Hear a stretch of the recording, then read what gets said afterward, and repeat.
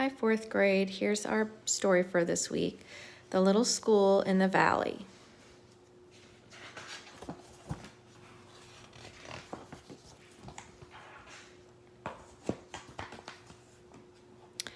I remember my first day in Dry Lake very well. My dad drove me to school. The next day and every day after that, I would ride on the school bus. However, this was my first day, and Dad wanted to make sure I got there safely. I was not looking forward to this at all. We had just moved to the tiny town of Dry Lake, which is north of the city of Los Angeles in Southern California. You might wonder why my parents decided to move to this little place in the middle of nowhere. I do mean nowhere. This morning on Dry Lake, our car seemed to be the only one on the road. Mom and Dad decided to move away from Los Angeles because they thought the city was becoming too crowded. They said there were too many people and too many cars. Houses were getting too expensive. The air was getting too polluted. They were beginning to loathe the place. They wanted to move someplace where we would not feel so cramped. Mom and Dad are both writers. The kind of work they do allows them to live anywhere they want. They do their writing at our house. They do not go to an office. They write articles and books at home on their computers. Then they send in what they've written to the publishers. Dad spent some time in this area of California when he was in college. He had gone camping and hiking in the desert and mountains around here. Now, years later, both my parents thought Dry Lake would be the ideal place to live. On the way into town, we passed a huge, flat, empty space that must have been at least 20 miles across. A sign on the side of the road said Dry Lake. Dad said this used to be a beautiful lake. In fact, he had once camped along the shore. Since then, all the water had been drained from the lake and piped down to Los Angeles. He said it was really a shame. I thought it was probably a good idea. After all, there were hardly any people here. The millions of people down in Los Angeles certainly needed the water. As we got close to the town, I started to feel sick, as if my stomach were tied in knots. Undoubtedly, I was nervous about entering my new school for the first time. I couldn't imagine what the kids around here would be like. I was sure I would have nothing in common with them.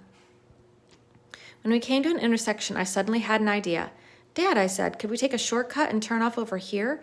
I could see that the road climbed up into the hills. I knew with certainty that this was not a shortcut. Of course, my dad knew it too. Dad laughed heartily at my attempt to delay my arrival at school. "Rodney, I'm very happy that you're so interested in exploring our new neighborhood. Undoubtedly, you'll have plenty of chances to do this later on, but not today." I didn't see the humor in the situation. As we drove into the town, I sat in silence. I could feel how my lower lip protruded as I pouted sulkily. I knew Dad didn't like it when I behaved this way, but I couldn't help myself.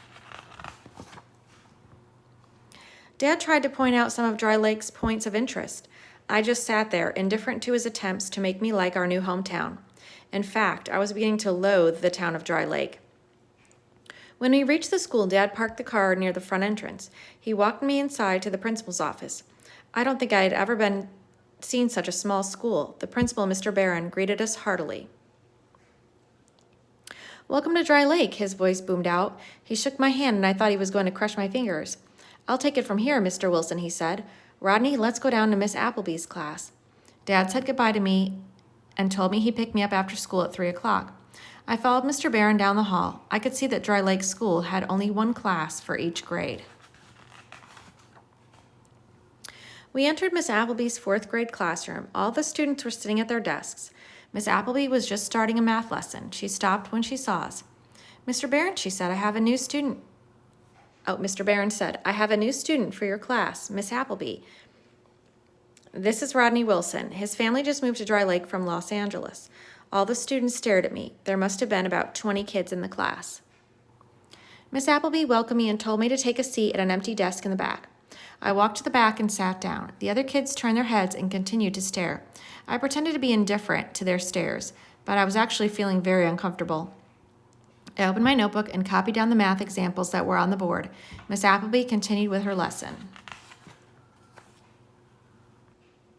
Instead of paying attention to my new teacher, I found myself thinking about my old class in Los Angeles. I missed my friends. I knew with certainty that coming to Dry Lake had been a bad move. When Miss Appleby called on me for the answer to a multiplication problem, I didn't know what to say. I hadn't been listening. All eyes turned to stare at me again. I felt myself blush and sulkily look down at my notebook. I could feel my lower lip protruding again. That moment was probably the low point of the day. I wanted to disappear. Later, there was a history lesson about the California Gold Rush.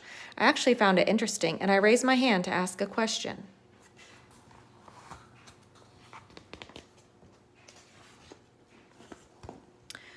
During lunch, Ben and Javier, two boys in my class, asked me to join them. They were interested in hearing about life in Los Angeles. I liked them right away. They were good guys. In fact, most of the kids were very friendly. I wondered why I had been so afraid of coming to school.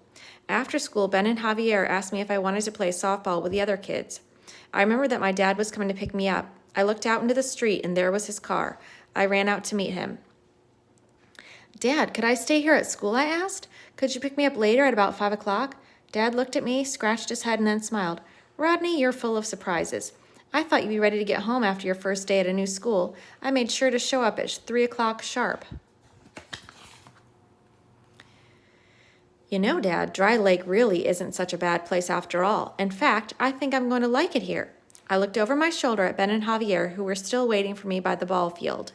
Sure, son, I'll see you right here in 2 hours. Have fun, Dad exclaimed as he pulled away from the curb. With that, I ran back to play softball with my new friends in the schoolyard.